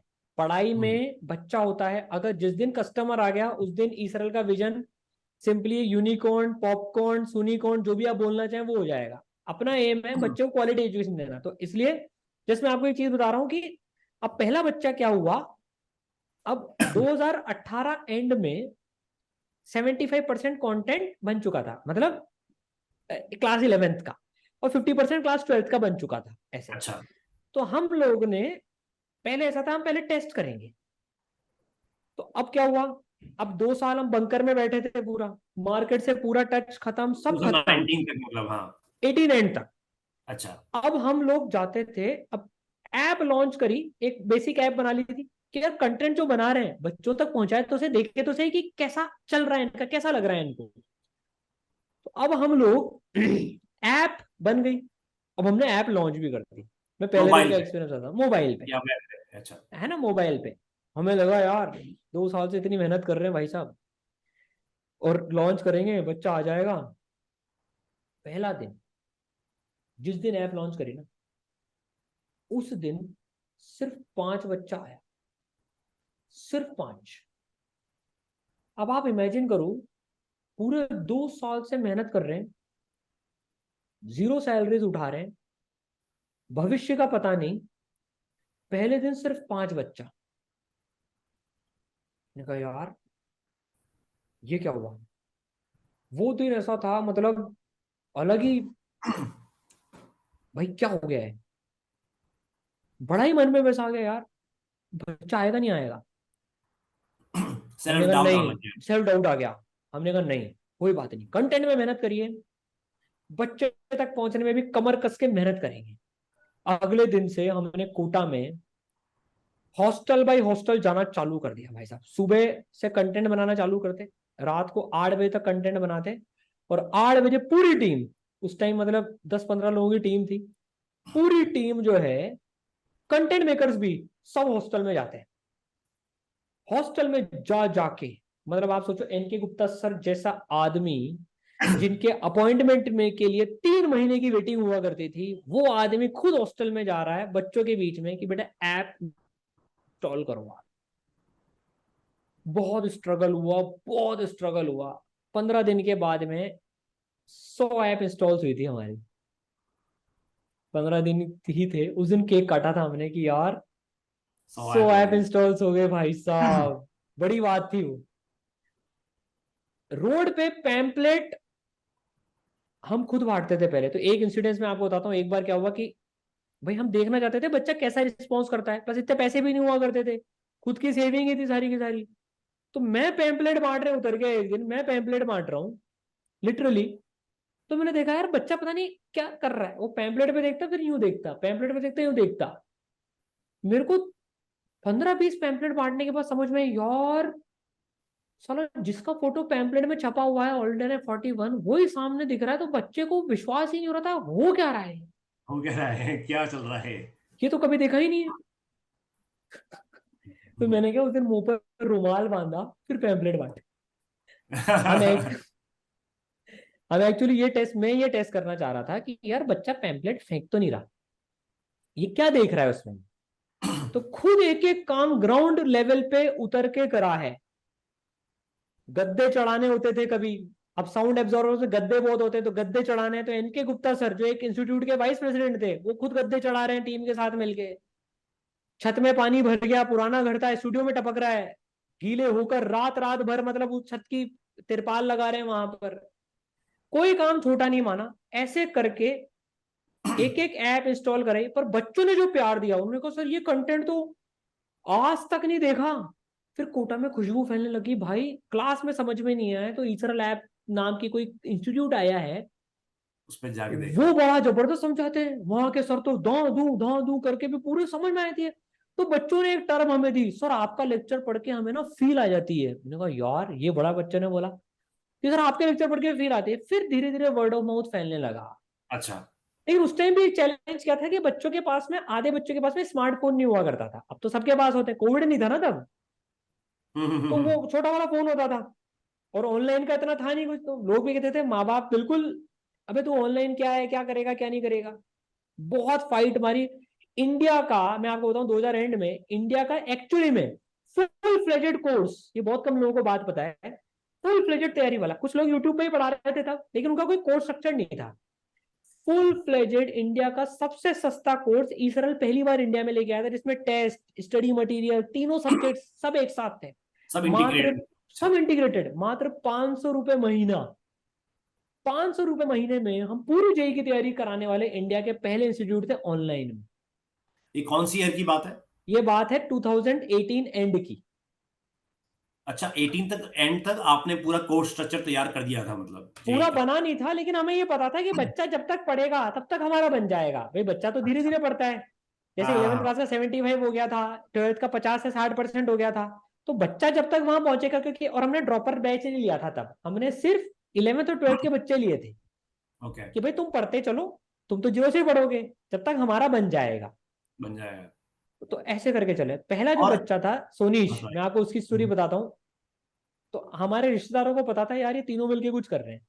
तो उन्होंने एक बच्चे को बताया कि मेरा एक रिश्तेदार है जिसके पास में इतने रिसोर्सेज नहीं है, लेकिन वो आईटी की तैयारी करना चाहता है। हमने कहा कोई बात नहीं। तो उसका टैबलेट, उसके पास में कुछ रिसोर्सेज नहीं थे, तो पूरा ईसरल ने उसको टैबलेट वगैरह भी सब अपनी तरफ से दिया। टैबलेट में कोर्स भरा, उसका कोर्स भी मैंने ही भरा था सबसे पहला, क्योंकि टेक में ही जानता था। और उसको डिलीवरी भी करने में गया था, मतलब पहला टैब का डिलीवरी बॉय भी सारांश गुप्ता ही था।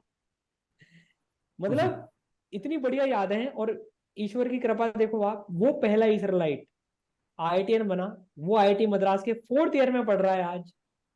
क्या बात है, क्या उसका बात जस्ट अभी है। जोश टॉक पे वीडियो है। नहीं नहीं, वो चित्तौड़ का रहने वाला है। वो कोटा आ ही नहीं सकता था क्योंकि इतने हाँ रिसोर्सेज वगैरह नहीं थे। हाँ। और वो अभी उसका 47 लाख रुपीज का प्लेसमेंट लगा है। और वो बच्चा जर्मनी में एक्सचेंज प्रोग्राम में पढ़ रहा है अभी। Very nice, very nice.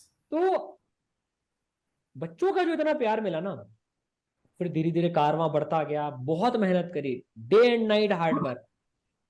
फिर धीरे धीरे कारवां बढ़ता गया, चीजें इंप्रूव करते गए, बच्चों के फीडबैक्स है सर इसमें ऐसे नहीं ऐसे, ऐसे नहीं ऐसे, तो और लेक्चर इंप्रूव करते गए। लेकिन सबसे बड़ी बात क्या है, इंडिया में आज तक भी, मतलब 2019 के बाद से भी हम तो हर साल इंप्रूव करते जाते हैं लेक्चर्स, आज तक की जर्नी में हर साल इंप्रूव करते गए। आज तक भी वैसे वीडियो लेक्चर्स नहीं बना पाया कोई भी, क्योंकि उसमें वो 4 साल का पेशेंस जो लगा ना, वो अब लोग नहीं कर सकते। हम्म हम्म हम्म हम्म। तो फिर क्या हुआ कि एक सबसे बड़ी बात ईसरल के साथ में क्या हुई, हमें जो रियलाइज हुई, जैसे जब सोनीश का रिजल्ट आया, पूरे 2 साल वो बच्चा पढ़ा, उसके मेंटर भी थे एनके गुप्ता सर। हमने मेंटरशिप, इंडिया में पहला मेंटरशिप लाने वाला था ईसरल। तब कोई मेंटरशिप की बात नहीं करता था, एनके गुप्ता सर ने मेंटरशिप वर्ड इंट्रोड्यूस करा इस पूरे मार्केट में। अब तो सबने कॉपी कर लिया, लोगों ने तो, कई लोग तो ईसरल के मेंटरशिप का नाम भी कॉपी कर लिया। तो ये ठीक है चलो, पर वो होता है ना कि पहले जो लाता है उसका नाम कॉपी हो जाता है। पहली बार इंडिया में मेंटरशिप ईसरल लेके आए कि बच्चे को क्या है, पर्सनल सपोर्ट चाहिए। देखिए क्या होता है, सबसे बड़ी बात, जैसे जो मुझे कोटा में भी मिसिंग लगी थी और आज भी मिसिंग है वो कोटा में, इंडिविजुअल अटेंशन कहीं नहीं मिलता है। जैसे मान लीजिए मैं 200 की क्लास में पढ़ रहा हूँ, तो जो टॉपर बच्चा होता है या जो थोड़ा सा खुद से आगे बढ़ जाता है, वो आगे की बेंच में बैठता है, वो ड्राइव करता है क्लास को, पीछे का बच्चा हमेशा छूट जाता है। तो क्लास का 10% बच्चे को तो ठीक है, लेकिन 90% बच्चे पे कोई ध्यान नहीं दिया जाता है। अटेंशन नहीं हो पा रहा है। हाँ। तो इंडिविजुअल अटेंशन की बिल्कुल कमी थी। तो हमने इसको सॉल्व करने के लिए फिर मेंटरशिप इंट्रोड्यूस करी, इंडिया की पहली, जिसमें टीचर्स नहीं, अलग से डेडिकेटेड मेंटर्स उस बच्चे को पूरा मेंटर करेंगे कि तू कहाँ कमजोर है, उसका पूरा डेटा एनालिसिस करेंगे, उसकी प्रॉब्लम सुनेंगे, इमोशनल सपोर्ट देंगे उसको। तो बहुत फर्स्ट बढ़िया। पर्सनल मेंटरशिप आई, उससे हमने जो मार्वलस रिजल्ट देखे ना, मतलब आज वो सीना चौड़ा करके कह सकते हैं, उससे हमारा क्या है, इसरल का सिलेक्शन रेशियो पूरे 4 साल इंडिया का हाईएस्ट सिलेक्शन रेशियो मेंटेन करने में हम सफल रहे। अच्छा। अभी जैसे पिछले साल अपने 1400 बच्चे आईआईटीज में गए, 1400, लेकिन हम उससे ज्यादा प्राइड इस बात में लेते हैं कि हमारा हर 3 में से एक बच्चा आईआईटीएन बना है। Very nice. ये सबसे बड़ी बात है। देश भर में 10 लाख में से 50,000 बच्चा आईआईटीएन बनता है, सॉरी आईआईटीएन और एनआईटीएन बनता है, 15,000 ही आईआईटीएन बनता है, लेकिन अपना हर 3 में से एक बच्चा बना। तो ये जो सिलेक्शन रेशियो है ना, इसके 33%। पीछे की इसके पीछे की सबसे बड़ी जो बात है वो ये है, मेंटरशिप। कि हर बच्चे पे, जैसे वो, जैसे देखिए आज ऑफलाइन में मैं पढ़ रहा हूँ, अगर मैं अच्छा बच्चा हूँ, मतलब सो कॉल्ड मेरे अंदर मोटिवेशन है, मैं पूरे 2 साल बढ़िया पढ़ रहा हूँ, तो मेरी जिंदगी ठीक है। लेकिन मैं एक बार भी डाउन गया तो सिस्टम का मेरे पे से ध्यान हट गया, क्योंकि वो तो टॉप 10 बच्चों पे ध्यान जा रहा है। हाँ, सिस्टम नब्बे बनाई नंबर के ही बाद, उस हिसाब से है कि वो आगे वालों को आगे ले जाएगा। क्योंकि एक मतलब एक AR1 दिखानी है, 2 एक दिखानी है, 3 एक हाँ, दिखानी है, वो अपनी जो अपना उनका इमेज भी है उसको सिस्टम है मेंटेन करने में लगे हुए हैं काफी लोग, मतलब है ना। तो हमें जो एक सबसे बड़ी बात है ना, जो जो बच्चा पोटेंशियल रखता है ना, उसने करके दिखाया ना, मतलब ऐसे ऐसे बच्चे आईआईटीज में पहुंचे। विप्लव एक बच्चा, मतलब 12th क्लास तक उसको सबने मना कर दिया था तू क्या करेगा, क्योंकि वो एक मजदूर है, उसके पिताजी दूसरे खेत में काम करते हैं, वो वेस्ट बंगाल के ट्राइबल एरिया का बच्चा है, उसका घर मिट्टी का है, टॉयलेट नहीं है घर में, गैस कनेक्शन तो दूर की बात है। उसने इसराइल से तैयारी करी, 12-12 घंटे उस मिट्टी के घर में तैयारी करी। उसका फोन भी उसके एरिया के किसी एक बिजनेसमैन ने स्पॉन्सर कर दिया, इंटरनेट कनेक्शन भी स्पॉन्सर कर दिया। इसराइल ने ऑलमोस्ट फ्री में उसको पढ़ाया। 1 साल तैयारी करने के बाद में, पूरा ध्यान देने के बाद में, वो बच्चा आज आईआईटी बॉम्बे में बैठा हुआ है। बाप रे। आप इमेजिन कर सकते हैं, एक बस कंडक्टर का बेटा आज डॉक्टर है अपना, एक ठेले चलाने वाले का बच्चा आईआईटी कानपुर में अपना पढ़ रहा है। और ये एक नहीं, ऐसे ऐसे बहुत रिजल्ट सारी देखे स्टोरी। हैं, बहुत सारी स्टोरीज में आपको गिनाने लग जाऊंगा ना। मतलब पंकज बच्चा 11th से 12th में आया, हिंदी मीडियम से इंग्लिश मीडियम में, 6 महीने में तैयारी करी, आईआईटी दिल्ली में बैठा हुआ है। मतलब अपने पास अपूर्व प्रिंस नाम का बच्चा था, 33% थी 12th में, मतलब उसकी रैंक 7 लाख थी, सबने मना कर दिया था 7 लाख रैंक क्या करेगा तू। 8 महीने अपने साथ में काम करा और 99.5% आई उसकी। एक चीज जो अपने सिस्टम ने प्रूव करी ना, कि अगर बच्चे पे विश्वास कर लो, हर बच्चे पे ध्यान दे दो, तो पोटेंशियल रखने वाला बच्चा बहुत ताबड़तोड़ मचा देता है। ये ईसरल की बहुत सबसे बड़ी स्ट्रेंथ है। बहुत है। अभी एज ऑफ टुडे ई सरल के बारे में बताएं, कितना बड़ा है, कितने स्टाफ मेंबर्स हैं, कितने कितने बच्चों को ईयरली इसमें पढ़ाई मिलती है, लाइक थोड़ा थोड़ा नंबर्स शेयर बिल्कुल करें। बिल्कुल, मैं आपको बताता हूं। तो जैसे देखिए, ई सरल अपना फोकस तो हमेशा एक नंबर पे रहता है, सिलेक्शन रेशियो पे, जिसको कहते हैं ना नॉर्थ स्टार। किसी कंपनी का नॉर्थ स्टार क्या है, तो हमारा नॉर्थ स्टार है ई सरल का अपना, कि कितने बच्चों को परसेंटेज में हमने सेलेक्ट करवाया। तो अपन क्वांटिटी पे नहीं खेलते, ऐसा नहीं है कि भीड़ भर लो भीड़ भर लो भीड़ भर लो, अपन लिमिटेड बच्चों को पढ़ाते हैं और हाईएस्ट सिलेक्शन रेशियो पे फोकस रखते हैं। अच्छा। ये फिलॉसफी इसराइल की डे वन से क्लियर है। जैसे पिछले साल अपन ने एडमिशन क्लोज कर दिए थे, क्योंकि देखो पिछले साल क्या हुआ, अच्छा, 1200 तो मतलब बच्चे आप आए। मोबाइल ऐप डाउनलोड करेंगे तो ऐसा ऐसा नहीं कोई भी डाउनलोड करके एनरोल नहीं कर सकता नहीं, है? डाउनलोड कोई भी कर सकता है। ओके। डाउनलोड कोई भी कर सकता है। जैसे मैं आपको बताऊं, अभी अपने 15 लाख डाउनलोड्स हैं। ओके। 15 लाख बच्चा इसराइल ऐप से पढ़ रहा है। Free okay. कंटेंट भी है। लेकिन जो पेड अपने सिस्टम रहता है, उसमें अच्छा। अपन बिल्कुल जैसे लाइव क्लासेस हैं। अभी इंडिया में क्या कल्चर है, 10,000 बच्चों की लाइव क्लास चला लो, 20,000 की लाइव क्लास चला लो, क्योंकि लाइव में कितने बिठा सकते हो। लेकिन इसराइल की लिमिट है, मैक्सिमम 150 बच्चा ही लाइव क्लास में पढ़ेगा। क्योंकि लाइव का असली मीनिंग क्या है, मैं आपसे लाइव हम्म। बात कर पाऊं, आपको ऑडियो विजुअल सुन पाऊं, तभी तो लाइव का मतलब है। अच्छा। तो अपने इसरल के जो सिस्टम रहता है, उसमें लाइव अपन बिल्कुल लिमिटेड क्लास साइज रखते हैं, ताकि अच्छा। हर बच्चे से टीचर और इंटरेक्ट कर पाए। उनको सेलेक्ट कैसे करते हैं आप, जैसे कि 150 ही बच्चे फर्स्ट हैं तो? Come first serve, first come first serve. अच्छा। कोई भेदभाव तो नहीं है, जैसे क्योंकि इस देखो, साल मैं आपको इस बताऊं, साल कितने जैसे बच्चे पढ़ रहे हैं जैसे फॉर एग्जांपल? जैसे देखो, अपना system first come first serve क्यों है। पहले साल 2020 में अपूर्व ने 33 से 99 का जंप करके दिखाया। तो सबने बोला यार तुक्का लग गया, हमें भी लगा यार, ऐसा तो नहीं कि तुक्के लग गया हो, और भी थे बच्चे। लेकिन पहले साल ऐसा चमत्कार हुआ है भाई साहब, 7.5 लाख 8 लाख रैंक से कोई बच्चा 15,000 की रैंक के अंदर में आ जाए, बड़ी बात होती है। दूसरे साल फिर से 25 बच्चों 30 बच्चों ने ऐसा करके दिखाया। अंतरा ने तो 15 परसेंटाइल से 99.5 करके दिखा दिया। तीसरे साल फिर से ये चमत्कार हुआ, दीपक ने 45 से 99.7 करके दिखा दिया। सिस्टम ने करके दिखा दिया, और 50 बच्चों ने 50 परसेंटाइल से ऊपर का जंप दिखाया। तो ये बात पक्की हो गई कि हर एवरेज को जो मेहनत करना चाहता है ना, अपन टॉपर बना सकते हैं। ऐसा नहीं कि टॉपर को टॉपर बनाना है। तो अपन लोग नंबर पे सिर्फ इस पे फोकस करते हैं कि हम इतने बच्चों को ही एडमिशन देंगे, पेड एडमिशन, और उन पे जान लगा देंगे। ओके। ऐसा नहीं है कि यार भर लो।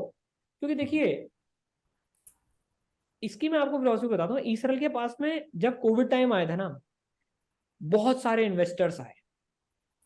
तब तो आप समझते हैं एकदम कि भाई जो भी एडटेक है सब में पैसे डालो। लेकिन अपन ने इन्वेस्टमेंट नहीं उठाया। हमें लग रहा था कि यार, यार एक बार अगर इन्वेस्टमेंट आ जाता है तो विजन थोड़ा सा कहीं ना कहीं डाइल्यूट होके वो सिर्फ profit making profit making profit making पे चल जाता है। प्रॉफिट मेकिंग में गलत नहीं है, लेकिन अगर वो विजन की कॉस्ट पे है ना, तो फिर हमारा टीचर बनना ही बेकार हो गया। टीचर तो हम पढ़ाने के लिए बने थे ना। आज भी सही गूगल में बात। नौकरी करके, फेसबुक इसमें करोड़ों रुपए तो वैसे भी कमा सकते हैं, इनके सर कमा सकते हैं, प्रीति सर कमा सकते हैं, मैं कमा सकता हूँ। हम्म। एक घर के तीनों आईआईटियंस, एक घर में 3 लोग हैं, तीनों आईआईटियंस हैं। खूब पैसे भी मिल रहे थे, लेकिन हमने, आप सोच के देखो, मतलब एक एक वो दिन ऐसा था, हम उठा रहे हैं 15,000 रुपये महीने की सैलरी, और एक आदमी का चेक आता है, 1 डिजिट 2 डिजिट 3 डिजिट, नंबर में रिवील नहीं कर सकता, और उसके आगे करोड़। 3 डिजिट के करोड़ में भाई साहब आप ई सरल में ये स्टेक हमको दे दो। आप सोच के देखो, अगर सिर्फ पैसा कमाना विजन होता तो वो तो हाँ, मतलब कोई, अरे इसमें तो 7 पुश्ते क्या, 70 पुश्ते इतने पैसे में तो शायद हो सकता है कि कर लें। लेकिन उस विजन के साथ तो ये मेंटेन करते हुए चल रहे हैं कि क्वालिटी शुड नॉट हैम्पर। तो जो आपने नंबर ऑफ स्टूडेंट्स की बात पूछी ना, तो हम एक्चुअली सिंपल ये ट्रैक करते हैं कि यार कितने बच्चों का सिलेक्शन हम करवा पा रहे हैं। तो अच्छा। जैसे 1.5 मिलियन, मतलब 15 लाख बच्चों ने तो शायद 1.6 मिलियन हो गए होंगे, उन्होंने ऐप इंस्टॉल कर रखी है। यूट्यूब पे बहुत प्यार दे रहे हैं बच्चे, करोड़ों व्यूज आ रहे हैं अब, महीने दर महीने, है ना। अभी नीट में भी 1 लाख सब्सक्राइबर हुए। एक चैनल पे बहुत। 6.5 लाख होने वाले हैं, फाउंडेशन चैनल पे लाखों सब्सक्राइबर्स हैं। बच्चे बहुत प्यार लुटा रहे हैं अब।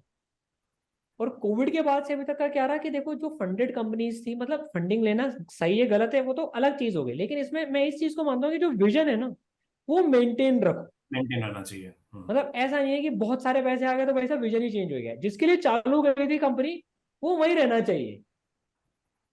तो आपको लगता है कि अभी जो आपका विजन था 10 साल पहले, जो रेवोल्यूशन हुई थी आसाम में, गढ़चिरौली में, बैंगलोर में, आपको अभी सेटिस्फाइड है कि सारे उस तबके के बच्चों तक आपकी क्वालिटी एजुकेशन पहुंच पा रही है?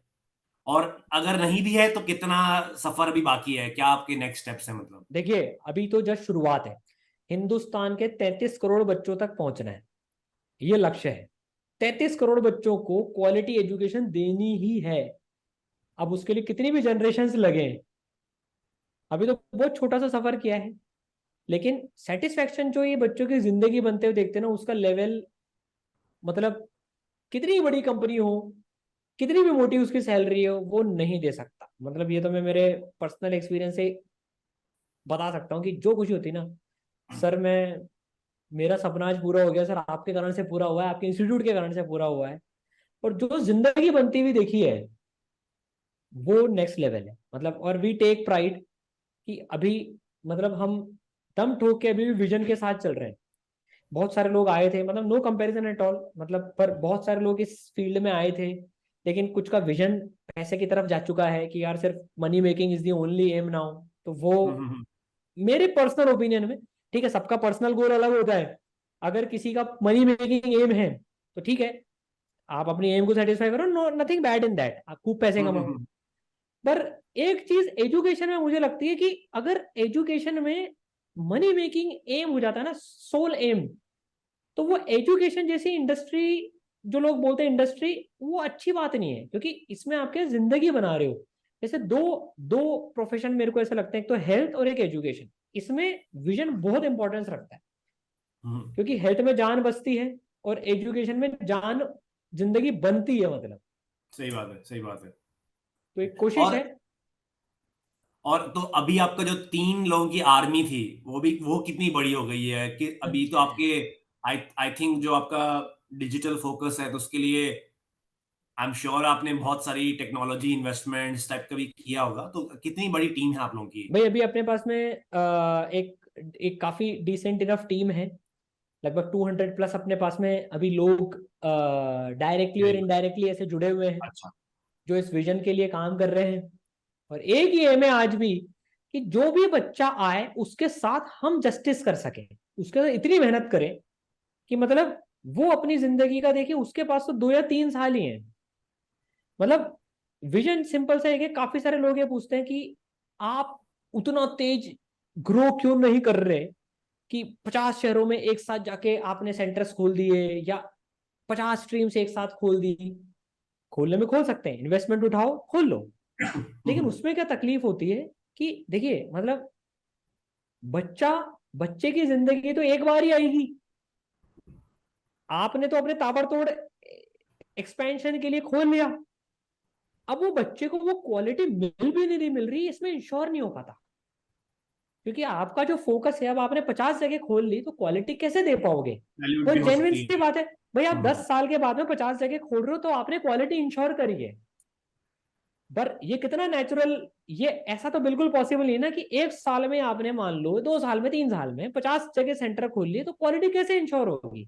सही बात है, सही बात है। बच्चा तो आपके भरोसे पर आ जाएगा, लेकिन उसको तो 2 साल के में जस्टिस मिला ही नहीं ना। उसकी तो एक ही लाइफ है। एक ही उसके लाइफ तो है दो उसकी तो, साल वापस नहीं आएंगे। हाँ। उसकी जिंदगी तो खराब हो गई। वो इसरल बिल्कुल नहीं करता। इसलिए इसरल का सिंपल सा नारा, लिमिटेड लो पेड, लेकिन हाईएस्ट सिलेक्शन रेशो निकाल के दिखाओ। हम्म। हम उसमें प्राइड लेते हैं कि टॉपर्स को तो यार कोई भी टॉपर बना देगा, वो तो खुद से पढ़ेंगे तो भी शायद बन जाए। भाई जो सो सही कॉल्ड बात है। 1 2 3 4 5, मतलब जस्ट मैं एक एग्जांपल दे रहा हूँ, लेकिन एवरेज जो बच्चा है, उसको टॉपर बनाने में जान निकलती है, जान लगती है, वो हमें आता है करना। सही बात है, सही। और एक थोड़ा आइडिया देंगे कि आपकी जो जो अफोर्डेबिलिटी वाला एलिमेंट है कि फीस कम है, आइडिया देंगे कितना कम है ऑन देखो, एवरेज मतलब? बिल्कुल बिल्कुल, तो अपने अपने 2 लेवल के कोर्सेज चलते हैं। जैसे अपना 8th 9th 10th भी है, उसमें अलग लेवल का अच्छा। विजुअलाइजेशन है। जैसे मैंने 10th 9th 8th बनाई है फिजिक्स, एक एक साल लगाया पूरा इसमें। एक साल में क्या सिर्फ बात। 10th, एक साल में सिर्फ 9th, एक साल में सिर्फ 8th। अब अपन ने 2 लेवल के बच्चों की डिमांड जैसे क्या आई थी कि सर हमें हमें आपका कंटेंट चाहिए, है ना। और क्योंकि भारत का काफी बड़ा तबका एक ऐसा है जो शायद साल भर का 3 4 हजार ही अफोर्ड कर सकता है, तो एक कोर्स अपना 3 से 4 हजार में पूरे साल भर के आईआईटी और नीट की तैयारी कराने का भी है, पूरे साल भर, मतलब 10 रुपए पर अच्छा, डे हो गया वो। इसके आपको कंटेंट मिलेगा, मतलब आप पूरा कंटेंट कंटेंट मिल से रहा है अब्जॉर्ब आपको, कीजिए। अच्छा। मतलब वो विजुअलाइजेशन वाला कंटेंट है इसमें, ये स्टडी मटेरियल है, टेस्ट है ना। फिर एक आता है अपना, जो कि पूरे ऑफलाइन के लेवल के पर्सनलाइजेशन से 5 गुना ज्यादा पर्सनलाइजेशन देने वाला है, जिसमें बच्चों को पर्सनल मेंटर्स मिलते हैं, पर्सनल लेवल की डाउट सॉल्विंग मिलती है, और पर्सनलाइज लाइव क्लासेस मिलती है एकदम छोटे पैचेस में, मतलब छोटे अच्छा छोटे क्लास साइज में। वो अपना जाता है साल भर का, पूरे साल भर का। मतलब आप जो ऑफलाइन की फीसेस वगैरह होती है ना, उससे आप लगभग लगभग 1/4 1/5 25,000 अच्छा के, अच्छा, वो भी 1/4 मुझे 25,000 में जाता आइडिया है। नहीं है अभी, मतलब लेटेस्ट नहीं क्या नहीं कोई दिक्कत नहीं, लाख वही सवा बता रहा लाख हूँ। वो का भी वो भी आप सोचो, हाँ जैसे ऑफलाइन की लगभग किसी की 1 लाख है, किसी की 1.5 लाख है, किसी की 80,000 है। पर वो क्वालिटी, वो अपन पूरे साल भर की 25 से 30 हजार रुपए ईयरली फीस में वो दे देते हैं बच्चे ओके को। Okay, very nice.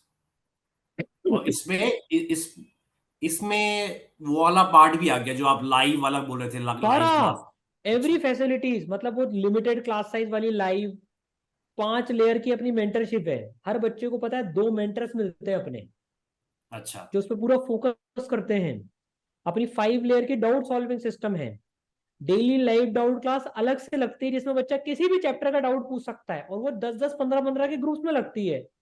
इस लेवल का पर्सनलाइजेशन मात्र 25,000 रुपए पूरे साल भर, 2,000 रुपए महीना पढ़ाई। वेरी इसमें नाइस। बच्चे को 5 बार रिवीजन भी करवाते हैं। मतलब एकदम जो हम्म। बेस्ट पॉसिबिलिटी है ना, और इस अफोर्डेबिलिटी में, मतलब 1 1 1.5 1.5 लाख की फीस में भी ऑफलाइन इतना पर्सनलाइजेशन नहीं दे सकता जितना 25,000 में इतना पर्सनलाइजेशन मिल जाता है। वेरी नाइस, बहुत बढ़िया। और अभी आपका नेक्स्ट स्टेप्स क्या है? नेक्स्ट 1 साल, 3 साल, 5 साल का ऐसे? अभी आपने बोला 8th 9th 10th भी आपने चालू कर दिया है। उस उस तरह का कोई और बड़े प्लान्स हैं आपके?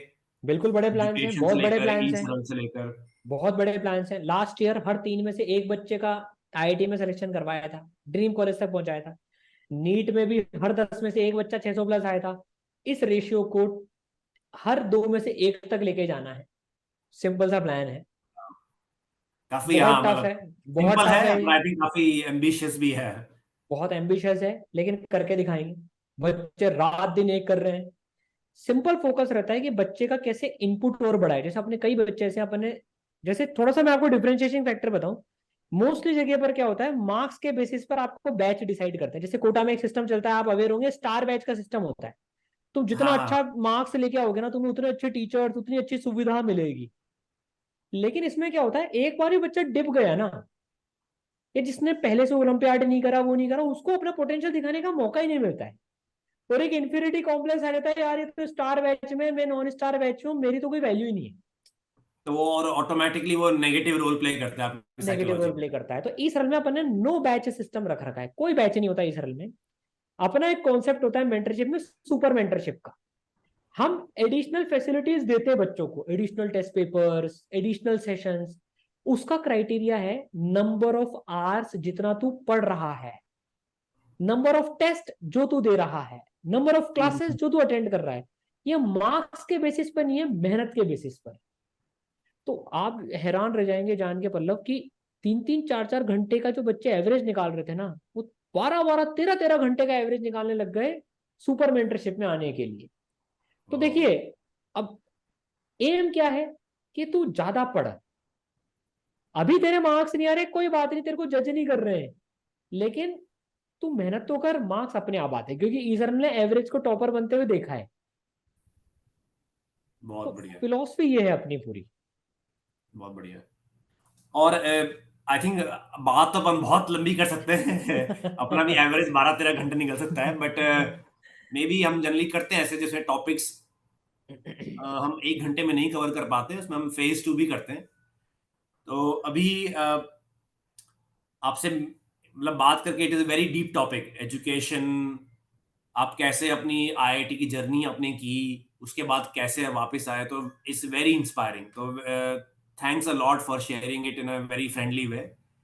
हम लोग मैं कोटा आ रहा हूँ नेक्स्ट मंथ दिवाली पे। तो बहुत हम जितने बढ़िया। भी हमारे जो पॉडकास्ट गेस्ट हैं, हम उनसे एक सवाल पूछते हैं। हमारा छोटा सा, नॉट प्रोग्राम कहूंगा, हम लोग एक मेंटरशिप तरह की हमने प्लान की है, ओके। Mentorship lunch. ओके। उसमें हम जो बस्ती के बच्चे हैं, हम्म। एग्जैक्टली जो आपका एरिया है, मैं इसलिए आपको सुन रहा था ध्यान से, है ना?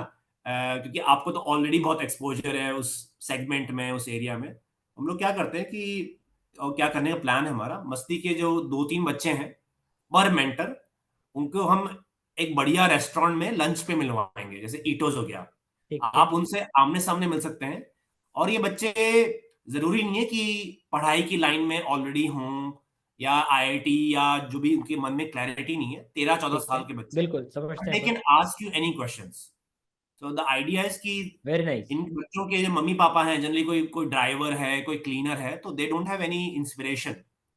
तो अब इनको, जैसे हमारे पिछला पॉडकास्ट था जो कोटा के आईजी हैं पुलिस के, हम्म। तो उनके साथ भी हम बच्चों को मिलवाएंगे। तो फॉर एग्जाम्पल आप सोचिए कि ऐसे बच्चों ने कभी शायद पुलिस ऑफिसर से बात भी नहीं की होगी, बाद में नहीं, वेरी डायरेक्टली हम नाइस। आईजी से मिलवाएंगे उनको, wait they can ask any any questions.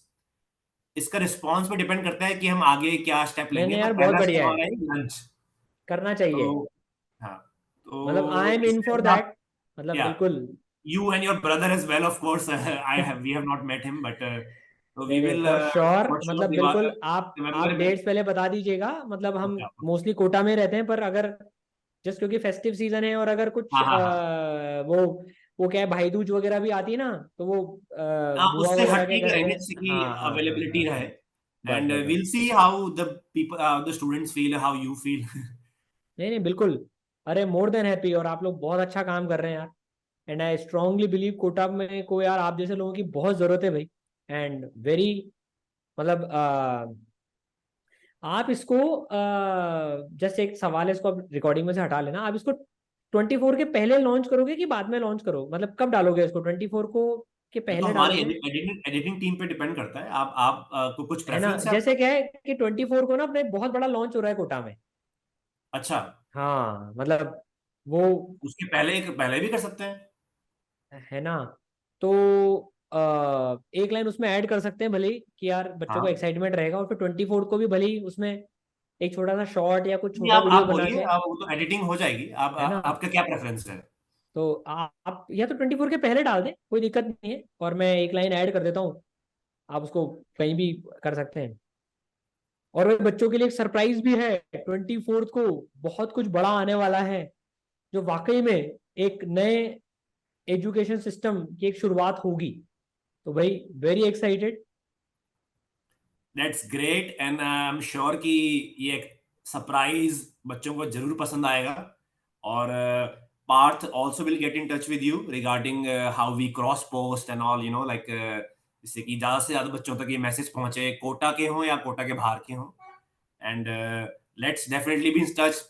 अगर आपको कुछ बच्चों को कोई मेंटरशिप चाहिए, मैं 11 साल से इंडिया के बाहर हूँ, मैंने बड़ी बड़ी कंपनीज में काम किया है, कंपनीज स्टार्टअप की है, ऑस्ट्रेलिया, अफ्रीका, मिडल ईस्ट। तो आई अरे एम वाह। More than happy to provide whatever I know about one or two नहीं नहीं things यार, about that will life. Be great. आप लोगों का एक्सपोजर है यार, वो बहुत मतलब हेल्पफुल रहता है, क्योंकि डेफिनेटली आप लोगों ने इतने सारे लोगों के साथ काम किया है, और एक नई थॉट, नई एनर्जी और लेके आते हैं। बिल्कुल यार, मतलब I will definitely seek your help, बिल्कुल। Very nice. Thanks a lot for talking, and have a great day, and we will definitely get in touch with you. Thank you. Okay. Bye. Bye. Thank you, bye.